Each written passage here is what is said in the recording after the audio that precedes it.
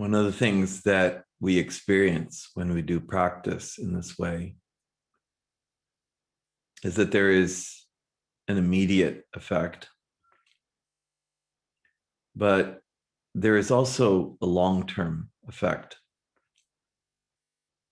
And 1 or 2 or 3, 4, 5, or 6, or however many days of practice shift the inner landscape and the inner configuration permanently. The subjective sensation may be always varying or variable, mutable, but the inner configuration is shifted permanently and accelerated. So we invest time in doing our practices. Yes, we have various experiences as we do them. Beautiful experiences, revelatory experiences, challenging experiences, clarity, confusion, depth, release, etc., and so on. All kinds of things that take place. And those are very interesting. And the varied phenomena or phenomenology of our deep meditative practice is very fascinating, actually, to consider ongoingly. But the long-term payoff, as it were, or benefit or result is fundamentally much more important. I've talked about this for a very long time. Periodic setting aside of everything else in order to practice. And during that practice, it's not about novelty. Sometimes people want, always it's this idea of something new, something new. We talk about this as the spudata value. The novelty is not in new or different, although there are so many practices to learn that, yes, periodically we will get new and different practices.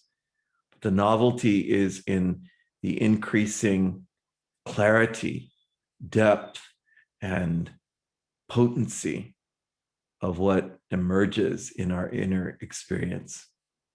Something fresh, new, beguiling, mystically intense, potent, that moves our inner heart in a certain kind of way, and that also drenches our body, mind, our senses, our whole world in that clarity and nectarian flavor, the eka rasa of consciousness.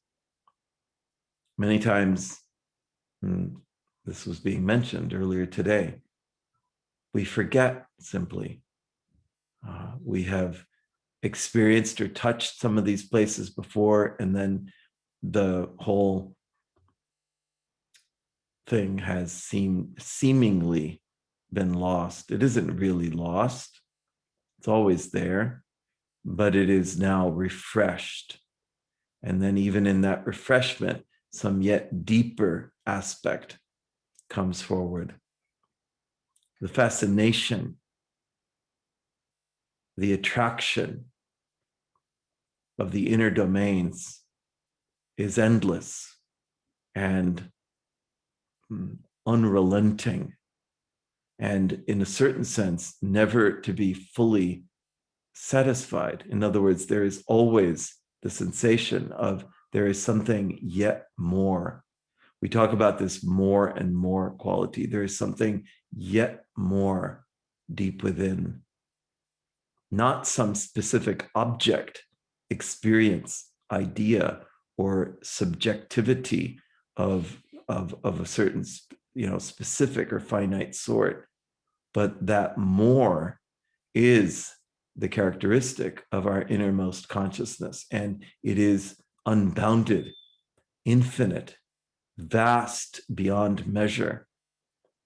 And the movement of our attention in that is something that generates this sensation of majesty and magnificence, vastness, and unending heart attraction into the very core of reality itself with a capital R. And we are moved and moved and moved by our practice into that more and more. So our time of practice, then, that is the arena of the most significant result, as it were. And we cherish the venerable practices that we enact again and again, because they do permit us access to this ever expanding inner universe of increasingly subtilized and even celestially divinized, and eventually and ultimately transcendental, beyond everything, domain of our very own self. We're not fantasizing about these things. We're not just imagining these things. We're not straining to create some artificial mood relative to these matters. We are authentically exploring and experiencing and entering and opening into these innermost domains, and that is worth everything.